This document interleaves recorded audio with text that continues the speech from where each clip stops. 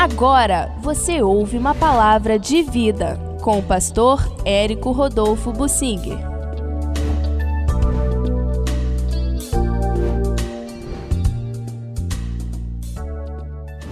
O início e o fim do Evangelho apontam para a autoridade de Jesus.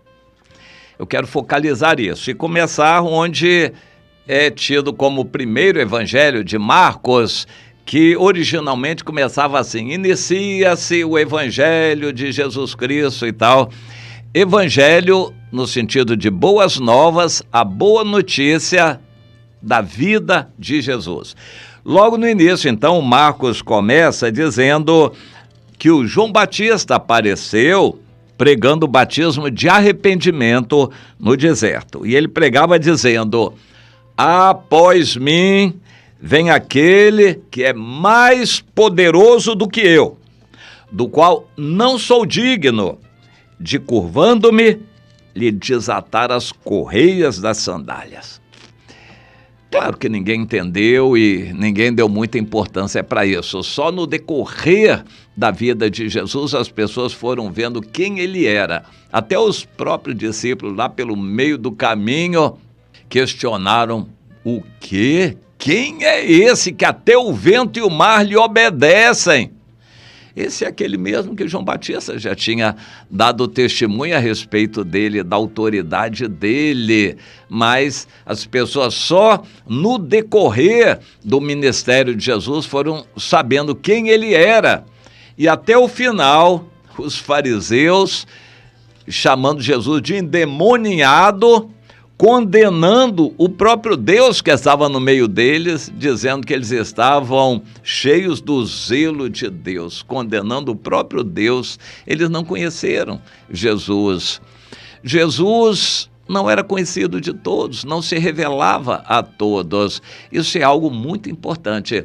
Só conhece o Filho o pai que conhece o filho, e quem conhece o pai e o filho, e aquele a quem o filho quiser revelar.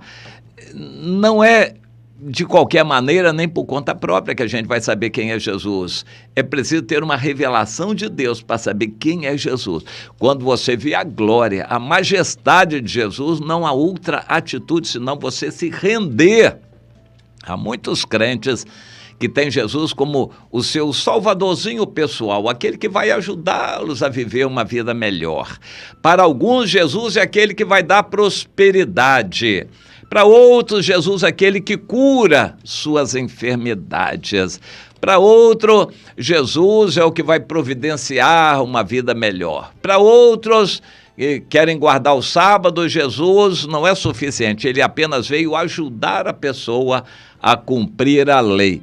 Mas quem conhece Jesus como ele é, aquele a quem Deus revela, não tem outra atitude senão cair aos pés dele e dizer: Senhor, como Pedro, eu sou pecador, mas eis-me aqui.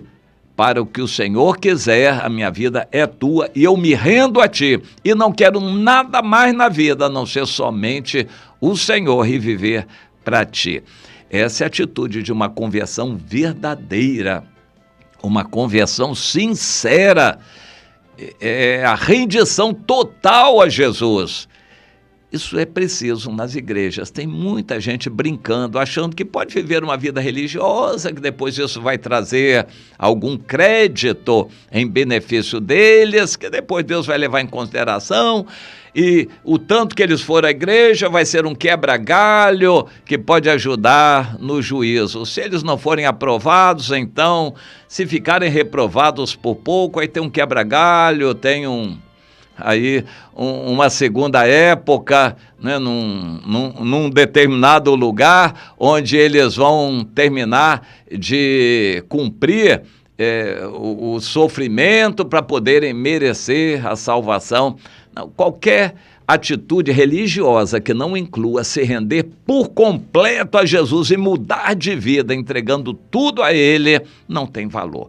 Ou você é totalmente dele, Ele é Senhor na sua vida ou não adianta. Não tem purgatório que vai resolver. Não adianta. Religião, seja ela qual for, evangélica, católica ou o que for, que não inclua a rendição total a Jesus como Senhor, não vai ter sentido nenhum. Bom, aí eu quero passar para o fim do Evangelho, já no Evangelho de Mateus, que é muito interessante. O Evangelho de Mateus focaliza Jesus ressuscitado e dando orientação aos seus discípulos para seguir para a Galileia, onde Jesus desenvolveu a maior parte do ministério, onde os fariseus, escribas e sacerdotes não estavam vigiando Jesus, e eles teriam no monte que Jesus designou, ao lado do Mar da Galileia, eles teriam muita tranquilidade. O apóstolo Paulo menciona em 1 Coríntios que cerca de 500 irmãos viram Jesus ressuscitado de uma vez só, numa grande reunião, só com pessoas que eram discípulos de Jesus. Não tinha nenhum de fora ali, não era para ter. Aquele privilégio não era para qualquer outro. Quando Jesus ressuscitou, não apareceu a ninguém que não era do Senhor. Acabou, a oportunidade acabou, não é para ter mais oportunidade. Eles tiveram muito tempo de oportunidade para conhecer Jesus e se entregarem a Ele. Não quiseram, agora Jesus é só para os discípulos. Interessante. Quem não quis Jesus, agora Jesus está com o Pai, há de voltar para julgar, só para julgar. Ele vem com poder e grande glória. Jesus não é mais aquele menino nascido numa manjedoura, não é mais um humilde montado num jumentinho, agora ele vem com poder e grande glória, pisando ele mesmo sozinho o lagar do vinho da ira de Deus, e vai ser terrível quando ele voltar. Jesus não quer papo, não quer conversa com mais ninguém para ficar provando que ele existe, satisfazendo curiosidade religiosa. Não tem mais isso, não. Jesus agora é Senhor somente daqueles que são dele. E a porta vai se fechar. Ainda está aberta, o Espírito Santo está atuando para que pessoas se voltem para ele, para Jesus. Mas essa porta já vai ser fechada no arrebatamento e então não mais. Oportunidades não terão mais. O que aconteceu na ressurreição de Jesus é um tipo bíblico do que vai acontecer. Quem hoje rejeita Jesus, quer explicações, está em dúvida, em cima do muro, não sabe sequer, é só agora que você pode resolver, porque a morte chegou, ou Jesus veio para o arrebatamento, acabou. Você nunca mais vai ter oportunidade de se voltar para ele, nem de vê-lo, vai ser só para condenação eterna e vai ser muito triste por toda a eternidade a condenação. Mas agora ainda é a oportunidade. Mas eu quero focalizar isso em Mateus 28, versículo 16, diz que seguiram os 11 discípulos para onde Jesus tinha designado aquele monte lá na Galileia. E quando viram, o adoraram.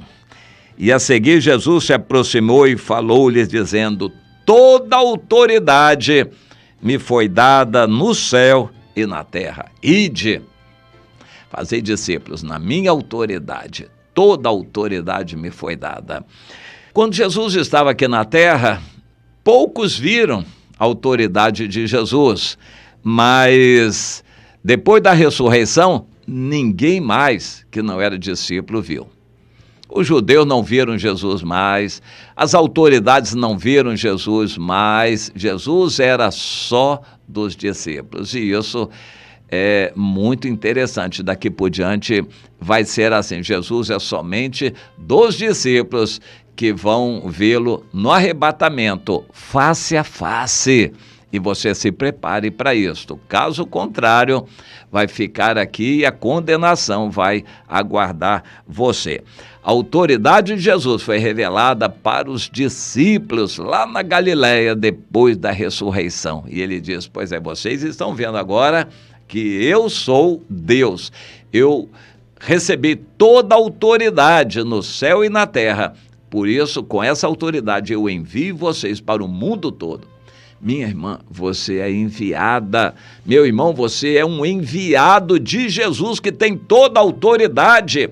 Não se humilhe diante do mundo. Não ceda, não se acovarde.